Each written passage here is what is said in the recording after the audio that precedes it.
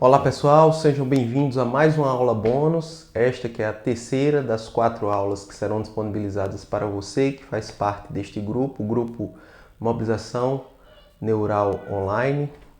Espero que aproveite bastante e acompanhe o vídeo até o final.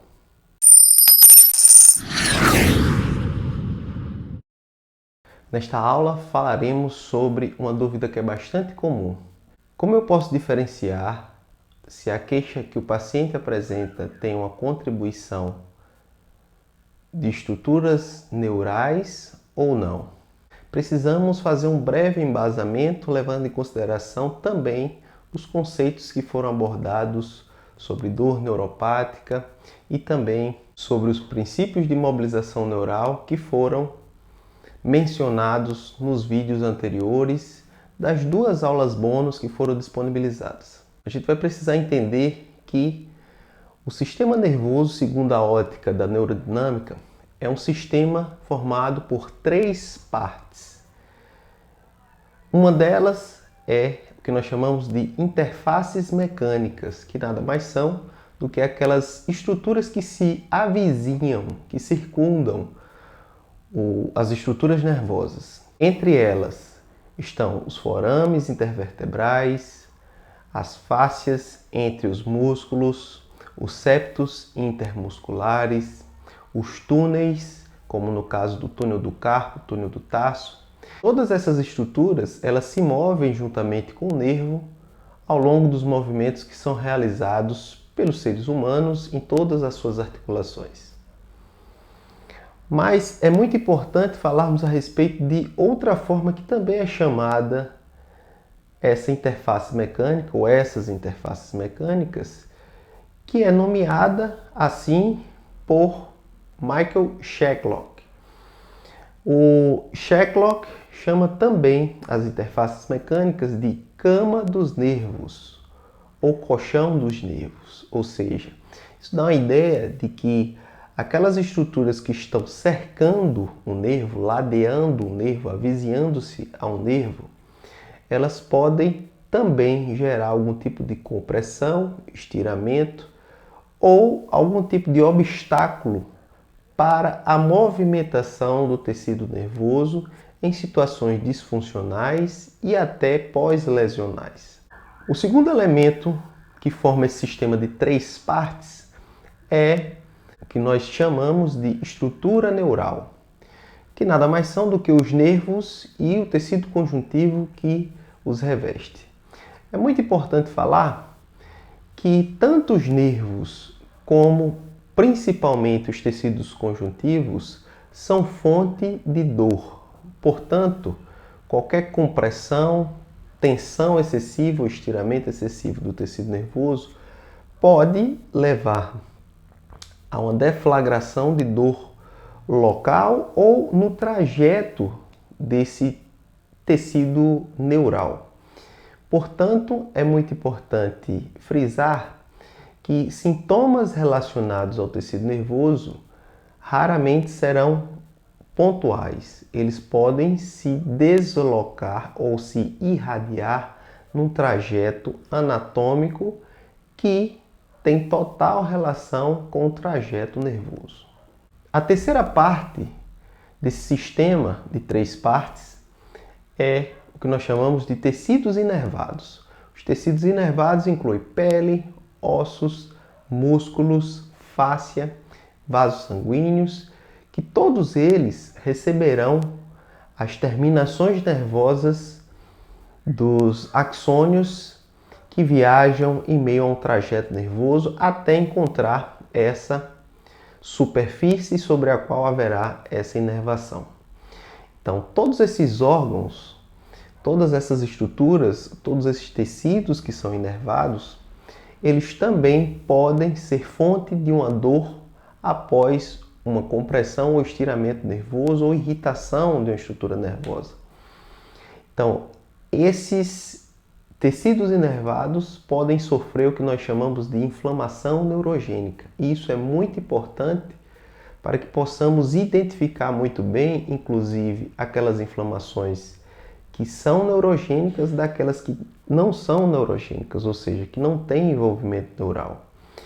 Então, é muito importante frisar que os sintomas relacionados ao envolvimento neural podem se dar no trajeto de um nervo, sobre as interfaces mecânicas e também podem afetar os tecidos inervados. Por isso, lembrem também que uma tendinopatia ela pode ter um envolvimento neural, contribuindo para a sua progressão e, se não for resolvido esse envolvimento neural, é possível que ela possa se cronificar, sendo que este mecanismo seria um mecanismo de dor mista, que envolve a nocicepção pela própria inflamação no tecido que seria inervado, juntamente com uma compressão de estruturas nervosas que está levando à liberação de substâncias inflamatogênicas sobre as terminações de um nervo que foi afetado. Mas respondendo à pergunta do tema desta aula, como podemos diferenciar se a queixa que o paciente apresenta tem envolvimento neural ou não? É muito simples. Nós precisamos produzir uma provocação sobre o tecido nervoso para que ele possa manifestar os sinais e sintomas próprios quando estiver sensibilizado. Quando provocamos o tecido nervoso, ou a melhor forma, a forma mais específica para fazer isso, nós estamos gerando, nesse caso, uma tensão sobre esse tecido nervoso ou sobre essas estruturas que são neurais. E quando alongamos o tecido neural, quando ele estiver envolvido com sintomas do paciente, é natural que duas coisas aconteçam. Que o sintoma, que é queixa do paciente, surja, ou, se ele já estiver presente no momento da avaliação, quando esse tecido nervoso for alongado, tensionado, isso pode produzir um agravamento deste mesmo sintoma. E isso leva em consideração tanto sintomas no trajeto da estrutura neural, como também sintomas de uma inflamação neurogênica nos tecidos inervados. Em todo teste neurodinâmico haverá o elemento final que comprova se há envolvimento neural ou não, que é o que nós chamamos de diferenciação estrutural. A diferenciação estrutural consiste em aumentar a tensão no trato neural proximal, distante do foco que seria do sintoma. Quando alongamos especificamente o plexo braquial, ou tensionamos esse plexo, quando os sintomas se manifestam no punho ou na mão do paciente, durante o final do teste, quando houver essa inclinação da cervical para produzir esse efeito de tensionamento, isso gerará uma diferenciação das estruturas nervosas que foram tensionadas especificamente, e se houver um agravamento do sintoma ou surgimento desse sintoma, então isso comprovará de fato se há ou não envolvimento neural com a queixa do paciente. Para que não fiquemos aqui somente no campo das explicações ou no campo da teoria, nós vamos mostrar para vocês dois testes neurodinâmicos e como realizar essa diferenciação estrutural para ambos. Esse teste é utilizado para avaliarmos o nervo mediano. Com o paciente deitado em decúbito dorsal, realizaremos uma abdução do ombro do paciente a aproximadamente 100 a 110 graus. Posicionaremos a perna da frente, enquanto examinadores ou terapeuta, sobre a face interna do braço para estabilizá-lo. Com a mão direita, deprimiremos o ombro do mesmo lado e com a mão esquerda faremos extensão do punho, extensão dos dedos, e o dedo indicador deve pressionar o polegar para mantê-lo em extensão juntamente com os demais dedos. Nessa posição faremos também supinação, rotação lateral do ombro e extensão lenta do cotovelo, e perceberemos que existirá uma barreira que representa o que nós chamamos de tensão neural adversa. Quando isso acontece, a gente precisa fazer uma diferenciação estrutural para saber se o problema é neural ou não. Como faremos isso?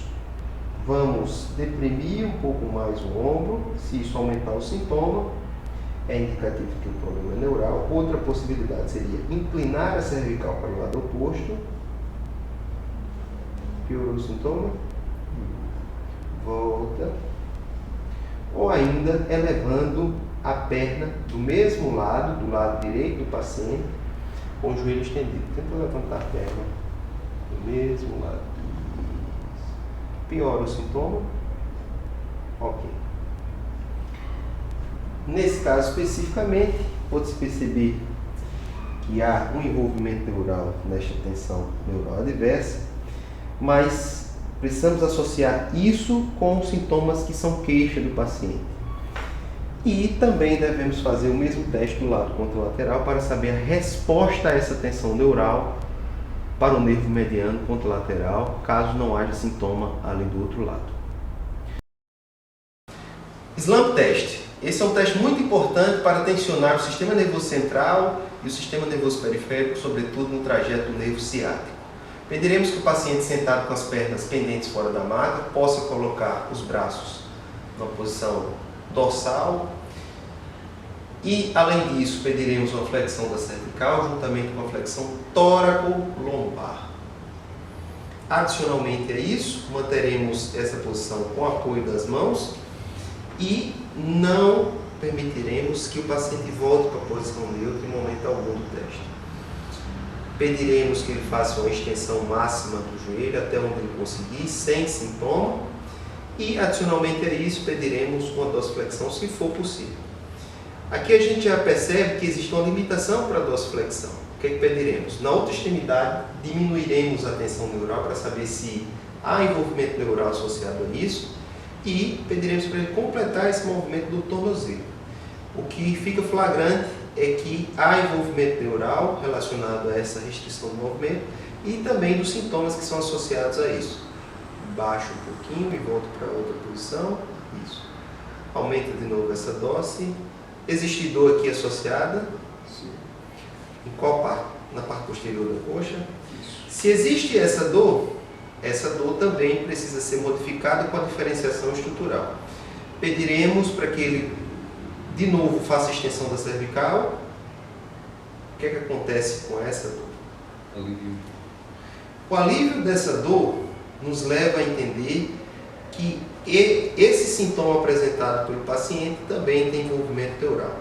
Se é um paciente com dor na região lombar, a gente vai perguntar a respeito deste sintoma ao realizarmos esse teste. Volta de novo, relaxa um pouquinho, volta para a posição neutra. Isso. Ok. O mesmo teste pode ser feito tanto do lado sintomático como do lado contralateral que não apresenta sintomas.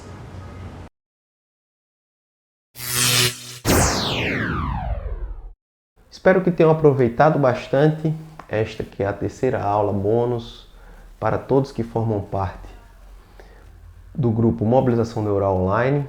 O curso já está em vias de acontecer.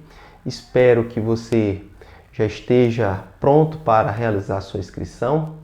Deixarei todas as informações do grupo para que você possa, o quanto antes, se organizar, se mobilizar para que possa participar desta nova turma do curso de Mobilização Neural Online.